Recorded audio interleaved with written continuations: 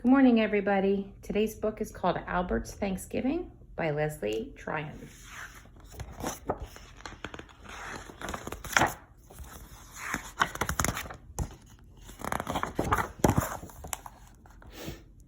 Albert helped the children plant the garden.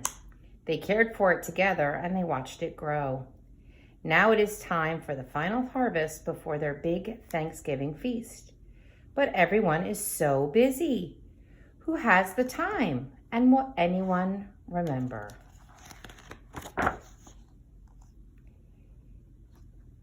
Albert got a little note. Dear Albert, tomorrow is the PTA's Thanksgiving feast. The children and I are working on the last minute details. There is just one little favor I'd like to ask you to do for us. We need a new table, and you're such a wonderful carpenter. I can't imagine anyone else building it. Can you find the time? I think it should look like this. Thank you for your help, Patsy Pig, president of the PTA.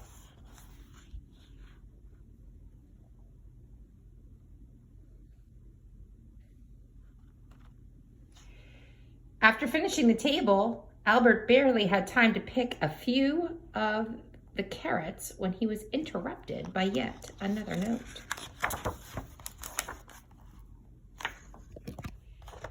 Dear Albert, I hope you can find the time to help with just one more little thing. The children are busy working on their pilgrim hats and Indian headbands, so they can't finish these cross-legged turkeys.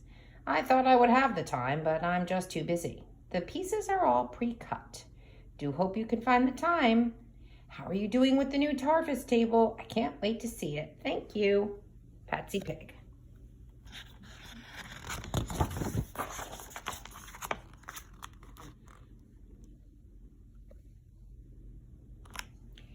Albert had just begun to pick cauliflower when... Hi, Albert. Guess who? Will you be able to help us with just one more thing? My volunteers and I are terribly busy binding the corn stalks for the feast, so we really don't have time to clean up the picnic area. Will you do it? And if you see any pretty bright colored leaves, please save them for the table decorations. And check the fire pit. Do we have enough firewood? Patsy Pig. P.S. Are you finished making the new table and the cross-legged turkeys yet? You do such good work. P.P.S. Since you'll be in the picnic area, will you be a dear and get the corn out of the corn crib? Just leave it in the cafeteria.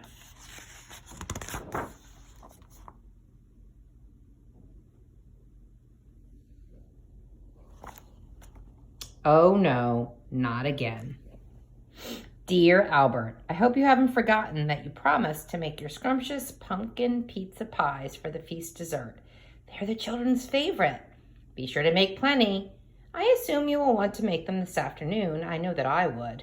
There won't be time in the morning because of all the other last-minute things that we have to do. Ta, Patsy Pig.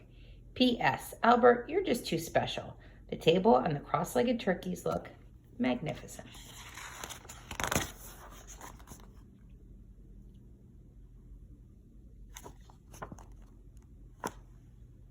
Oh no. Now what?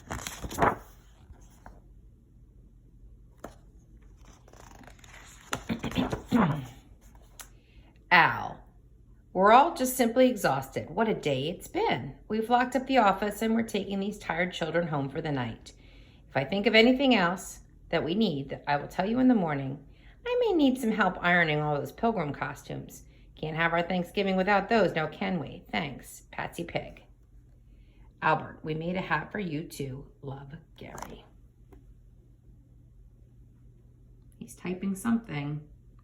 He's putting a note and he's going to bed. Good morning, PTA. Glad you like the table. I'm pleased you're pleased with the cross-legged turkeys. The corn is in the cafeteria. The picnic area is clean. I stacked the wood by the fire pit. I gathered the leaves and the pumpkin pizza pies are on the cooling racks. I've done every little thing that you asked me to do. Glad to help. But did anyone think about the vegetables? Thanks, Albert. There's Albert picking the vegetables all by himself. And Patsy Pig Forgot about the vegetables. Finally, Patsy helped Albert pick the carrots and the cauliflower while the children gathered up every last head of nice, fresh lettuce and cut all the flowers along the fence. Patsy picked the perfect pumpkin to use as a centerpiece. It was going to be a wonderful feast indeed.